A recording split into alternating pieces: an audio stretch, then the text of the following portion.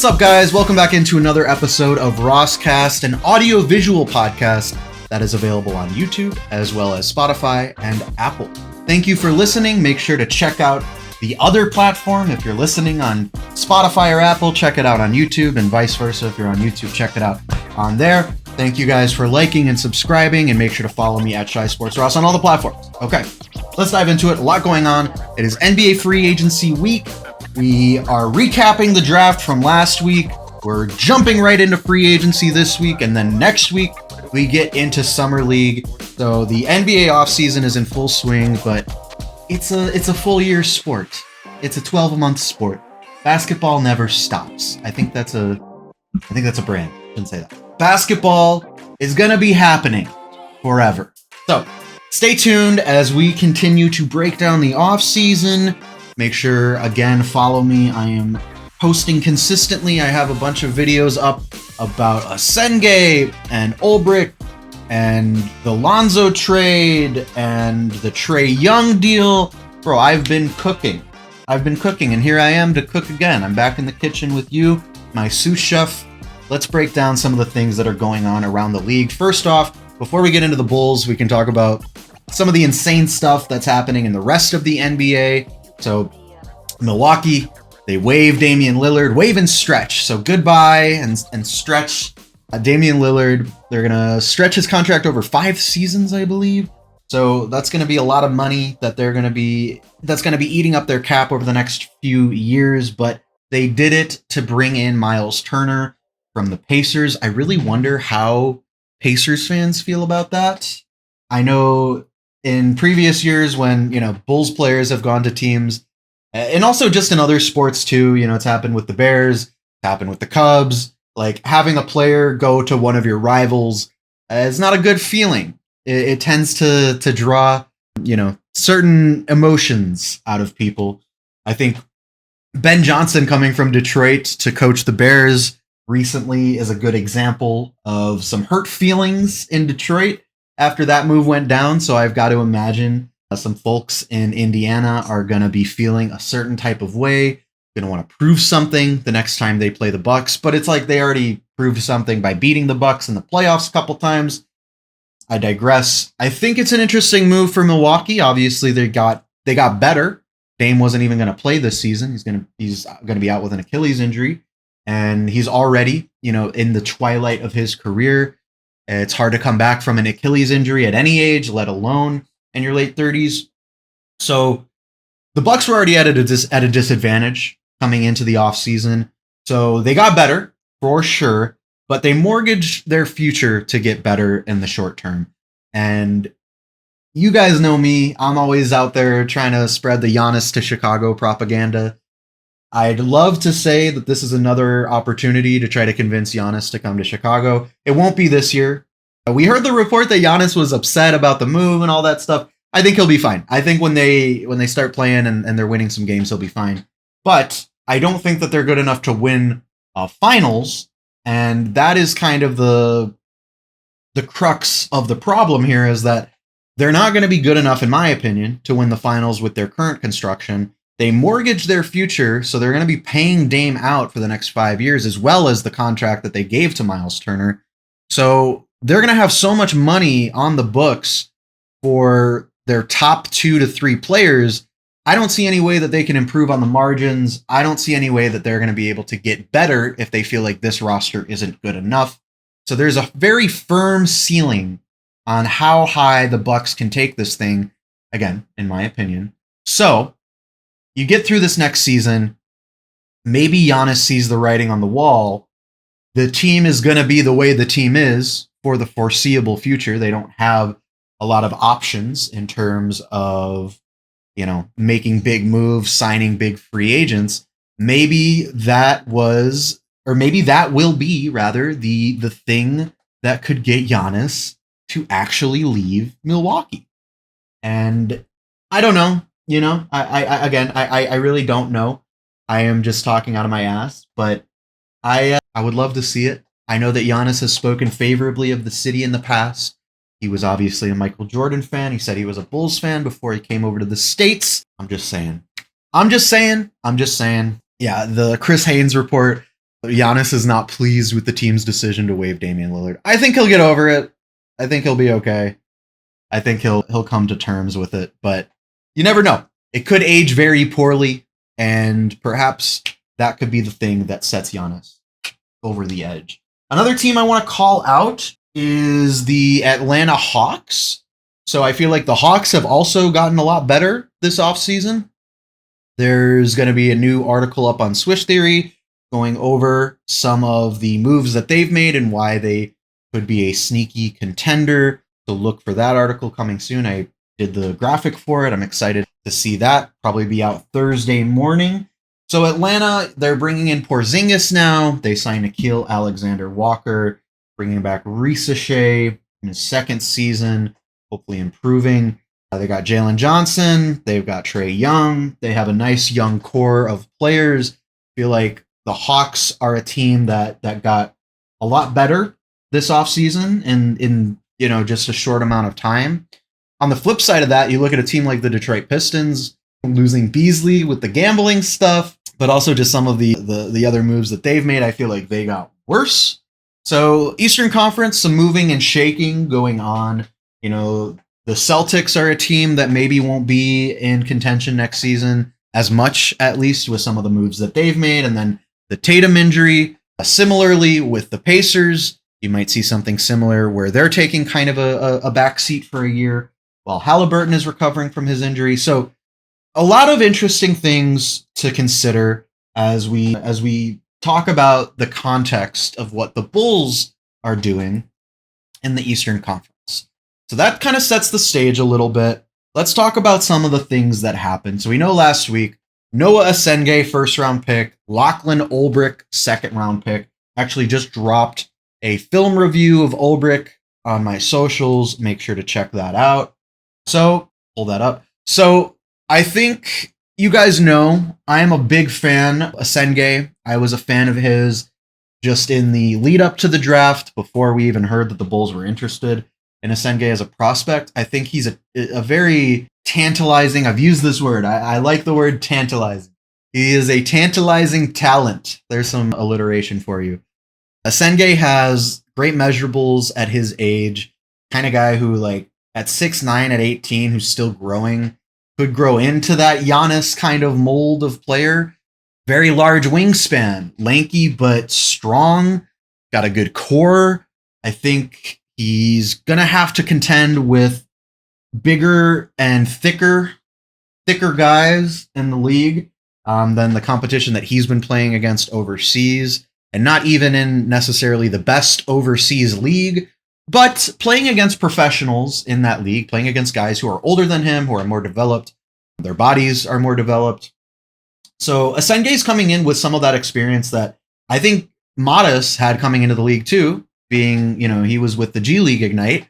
So that's something that I think plays in Essengue's favor. And actually I mentioned that in that scouting video about Essengue is I feel like him and Modest have a lot of similarities. And it seems like with the decision to pick Essengue, the Bulls have signaled that they want to build that positionless team finally. They want to build a team of these big wing, a god squad of big wings, of guys who can switchable players, who can play multiple positions, who can handle the ball but can cut to the basket. So, I think that's the biggest thing that we're going to look for Essengue to do in his rookie season. Play in transition, number one. Number one is easily play in transition. We know that the Bulls played their fastest basketball ever last season, and were one of the fastest teams in the league. So Essengue fits that perfectly. He's going to be a transition monster. But going along with that, I think his ability to cut to the basket, see those lanes, make a good move, make a good cut at the right time, especially with, players like Josh Giddey tossing him the ball. We will get to Giddey for sure here in a minute. So I think Essengue is coming in with a lot of potential, but it's very raw. And this is a player that you're going to want to mold into the kind of guy that you need for that role. And I think that's what's separating him from the place that Patrick Williams came into the league from. Bulls drafted Pat 4th overall. The team was bad at the time. The team's bad now, but the team was worse at that time. That was before all of the trades in the 2021 offseason. That was the 2020 draft. So Pat was coming in with expectations to be the guy, to go from being a bench player to a starter to a star. And that was a lot to ask of a guy coming into the league. I don't think that that's why he failed or has not lived up to his potential necessarily, but certainly didn't help. I think Essengue is different from the perspective of Bulls already have a guy in Modest Buzelis. They already have some stars in Coby White and Josh Giddey. So Essengue is coming in with much lower expectations, 12th overall pick, right, instead of 4th. But the role that he's going to be asked to play is also much different. The Bulls aren't going to ask him to come in and try to be, the primary scorer or, the primary defender, the defensive anchor. Just kind of what Pat was asked to do, was to come in and be that defensive anchor right away. That's not what Essengue is going to be expected to do in his rookie season. Going to let him get comfortable at the pro level coming off of the bench. I mean, ideally, Billy Donovan, please give him minutes. But you want him to get comfortable. You want him to develop that shot a little bit, because that shot can be developed. That's why you draft a guy with, such enticing measurables, because you can teach shooting. You can teach certain things, but you can't teach height. You can't teach length. You can't teach speed necessarily. So those are the things that Essengue is going to come in and just be asked to do what he's already comfortable with. And if he starts to hit down some of those corner threes, if he starts to hit down, catch and shoot opportunities, that's going to be the point where we start to say, okay, maybe this guy is ready for a little bit more, for a larger role. So that's how I see Essengue being used in his rookie season. I think it also helps coming into a team that honestly should not have expectations of contending this year. I know with the Bulls, it's hard to say that. It's more of a me thing, just saying it rather than them actually believing it. But it is true. You don't have Levine on the roster this time around. You don't have Lonzo on the roster this time around. Expectations in general should be lower.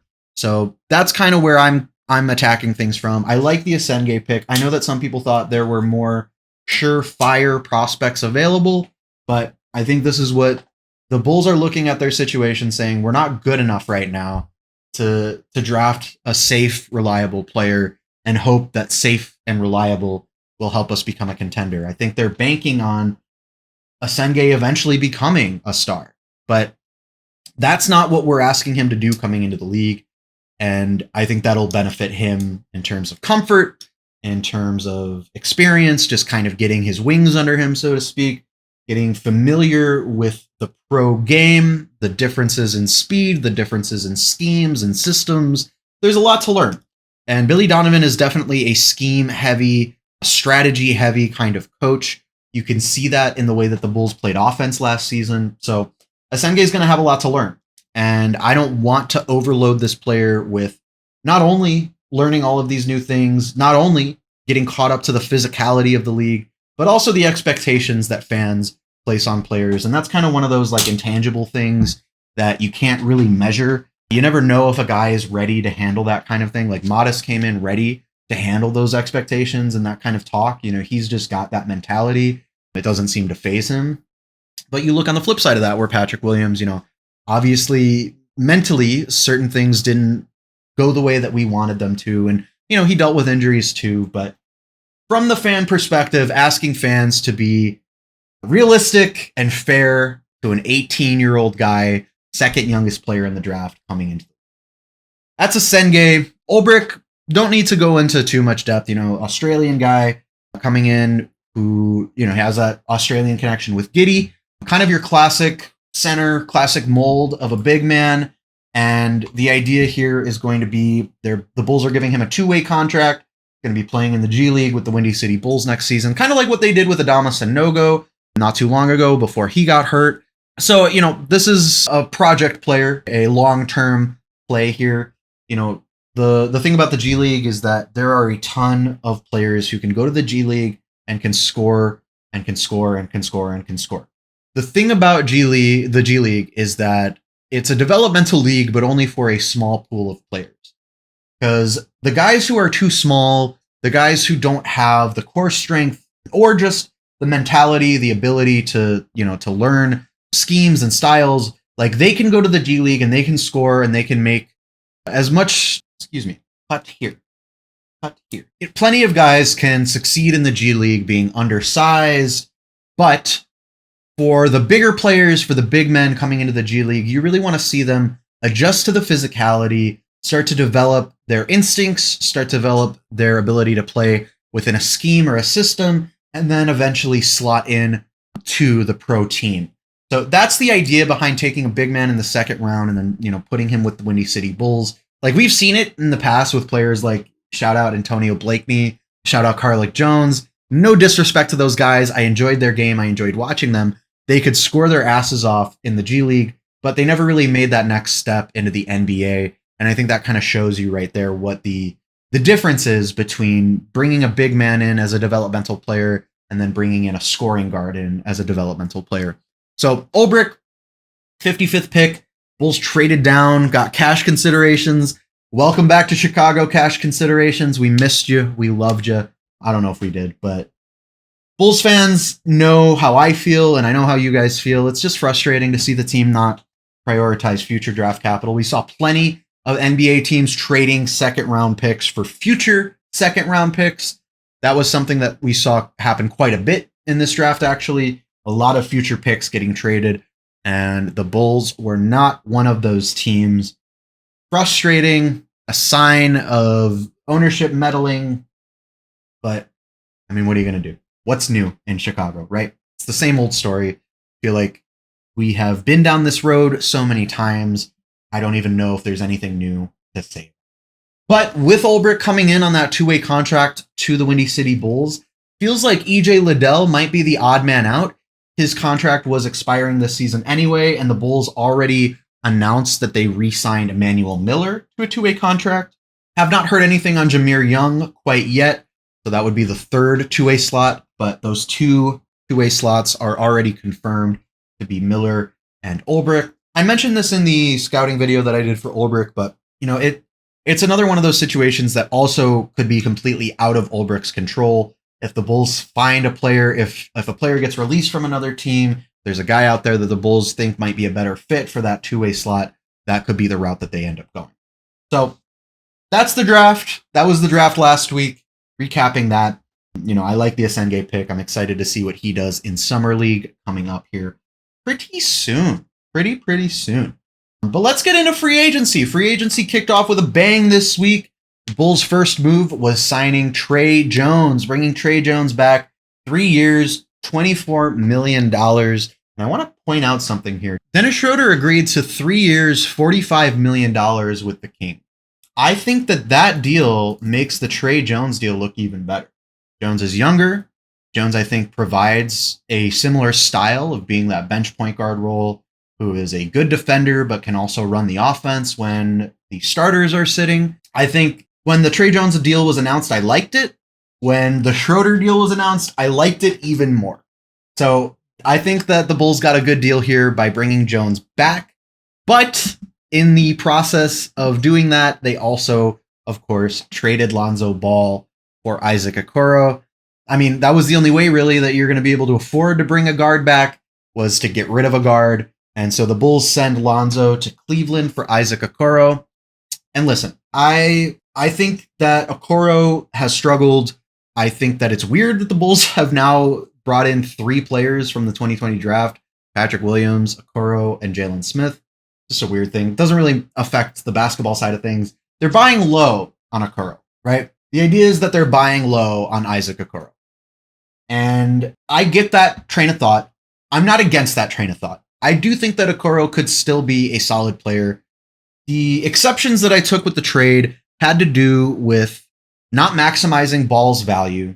They could have gotten more for Lonzo at the trade deadline.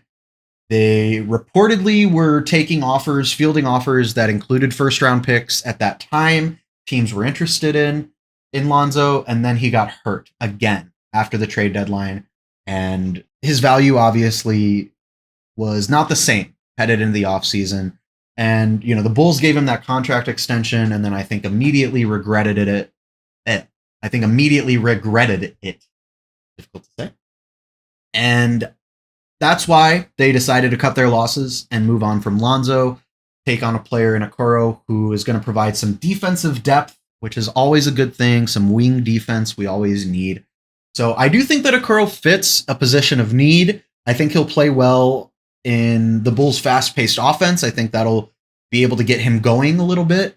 But there are definitely some red flags in seeing, how he struggled in the playoffs, how the Cavaliers were looking to move on from him, and also in the fact that he's getting paid more than Lonzo was. So he's getting paid, I think, around 11, 12 million, and that contract expires in 2027.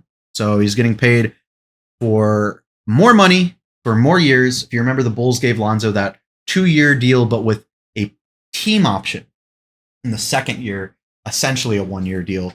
So that's what the Cavs get back. I think that that's great value for them. It feels like we made them a little bit better, but availability is always the question with Lonzo.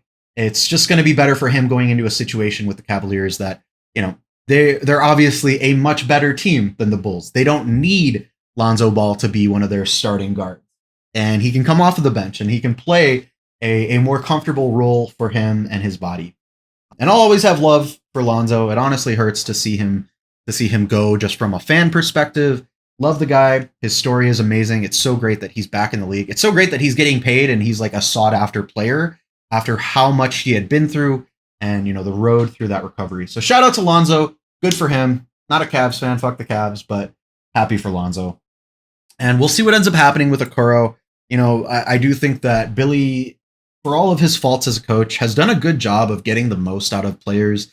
You look at guys like DeMar DeRozan, like not a defensive player by any means, not a 3-point shooter by any means, but it still always felt like the Bulls were able to get the best out of him and the most out of him in the context of the situation that he was playing.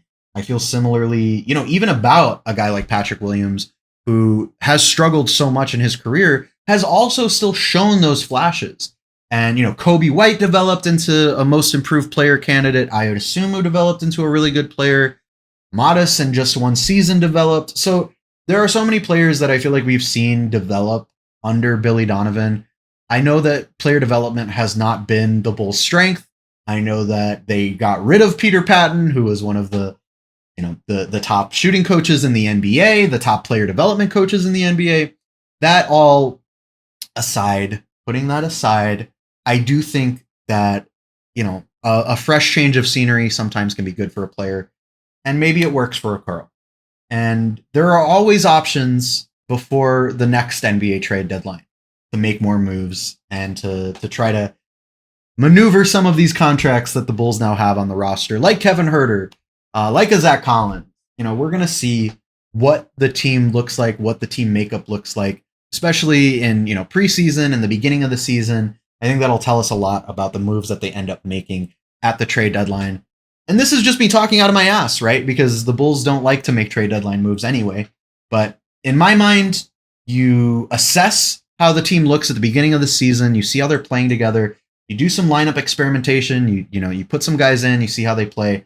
And by the time the trade deadline rolls around, hopefully you have a pretty clear picture of who is a part of the long-term plan and who is not.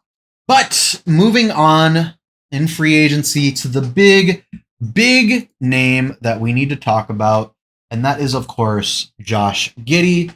Giddey has not yet, at the time of recording this, it is Wednesday evening, almost 7 p.m. Giddey has not signed an offer sheet with another team, nor have we heard anything about the Bulls and Giddey coming to an extension agreement. So no news yet on what the Bulls and Giddey might be looking at in terms of, money. But an interesting thing going on right now is looking at the landscape of the rest of the league. No other team really has the cap space now to sign Giddey outright to, like a $25-30 million contract. Ricky O'Donnell, SB Nation, the other day tweeted, AK actually played this well. If he bids against himself to pacify Giddey's delusions, it's going to be a major self-inflicted wound. I don't know if I would use language that extreme necessarily, but I do agree that the Bulls are now negotiating from a position of power. Other teams aren't going to be able to outbid for Giddey's services. The Bulls are the only team that's going to be able to give him the contract that he actually wants, or he could take the qualifying offer for one season, but that is obviously a big risk. So the landscape, let's recap. Giddey and the Bulls have not come to an agreement on an extension yet, but being a restricted free agent, the Bulls technically hold the cards. With no other teams out there to bid on Giddey using their own cap space outright, the Bulls have the upper hand. What does that mean for the amount of money that Giddey ends up getting paid? It really does remain to be seen still, because the Bulls, we know in the past, have sometimes bid against themselves for players. So they might still give him $30 million, but they might also be able to negotiate a more reasonable contract extension that's more in that 20 to 30 range, rather than being in the $30 to $35 million range. So that's what I see kind of changing now with, all of the other free agency moves that have happened across the rest of the league. The Nets were one of the teams that we heard were interested in Giddey. Nets are not going to be able to sign him outright. And, if a team wants to try to make space for Giddey, they'd have to negotiate. They'd have to negotiate with the Bulls and try to come to some sort of agreement for a contract and for a trade, rather. So that's the situation for Giddey right now. The Bulls have the upper hand. They're in an advantageous position looking at, how much money they could give Giddey or letting him go to another team. The Bulls would get something in return. And they're definitely going to play a little bit of hardball. Well, definitely. They should be playing hardball right now with Giddey and trying to get, the best number possible for the team. And, there's no disrespect there. That it's a business. This all plays out like a business. Giddey's going to get paid millions and millions of dollars anyway. Nobody needs to feel bad for anyone. But, in terms of cap space, try to not mortgage the entire future on this one contract section. So that's the biggest domino that has to fall for the Bulls, going forward in free agency. I don't know when it'll happen. I think the longer that we don't hear anything, it's probably better for the Bulls, because that means that they're negotiating, they're playing some hardball, trying to get him to blink, so to speak. So this could go on for, a few more weeks. This could get solved by the time I'm uploading this video. There's really no saying. But I do think that, figuring out the Giddey contract is going to help the Bulls figure out what comes next in terms of, a Vucevic trade, if at all. The latest that we heard on the Vucevic trade, actually, yeah, let's just move into trade rumors now at this point. So the latest that we heard on a potential Vucevic trade is really nothing, honestly. The Vucevic trade stuff has cooled off quite a bit. Have not heard much. The Lakers just signed Ayton, so the Lakers are out on Vucevic. Maybe the Warriors are still interested in Vucevic, but Casey Johnson put out a pretty important and informative report yesterday about how, the Bulls could not trade Vucevic for Kuminga in a sign and trade outright. That wouldn't work. The Warriors wouldn't be able to bring back that much money. Now, if they wanted to include other players, or if they wanted to take on like Io or Coby, I wouldn't want that. I wouldn't want the Bulls to trade Io or Coby for Jonathan Kuminga. But those are kind of the only options in terms of a one-for-one sign and trade for Kuminga. So remains to be seen. Casey put some cold water on that fire, said that he hadn't heard a lot on that lately. So I think that the Kuminga sign and trade stuff, we could probably rule that out. I don't think Kuminga is coming to the Bulls. I just don't see it unless something changes in that Vucevic trade negotiation. Because I just don't see the Bulls moving Coby or Io for Kuminga. But if the Warriors were inclined to include another player and maybe make the trade a little bit bigger, maybe they end up taking Vucevic back. That's kind of the only way I see that trade really working. And, I tweeted this yesterday. I feel like I forget about Zach Collins sometimes in terms of the Bulls front court rotation. Like, I'm not opposed to the idea of just like finding a trade partner for Vucevic and not trying to bring back a big man to replace him, and running it back with Jalen Smith as your starting center and Zach Collins as your backup center. Like, we're not going to be good this season. We're not supposed to be good this season. We're not trying to be good this season. I think that that's a solid front court rotation for a team that doesn't want to be good, and for a team that's playing fast, and for a team that's going to be shooting a lot of threes. So I just don't know who is going to take Vooch. His deal expires next offseason. And as we've already established, cap space is at a premium right now in the NBA, especially because of that second apron. I think we've seen that second apron really affect team building strategies, like the Celtics having to trade off some of their players. So teams aren't able to, take on as many contracts as they used to. So the idea of moving Vucevic becomes harder in that context. And the Bulls absolutely cannot be attaching draft capital to move on from a player. They can't be sending the Warriors a pick to get Kuminga. Like, you can't be doing stuff like that. We're not good enough. We need to be making every single selection with those picks. We need to be trying to hit on as many picks as possible, and then trying to get more picks to hit on more. So, I digress. Vucevic, I feel like with every day that passes and every free agent that signs, the possibility of Vooch getting moved becomes smaller and smaller, fortunately.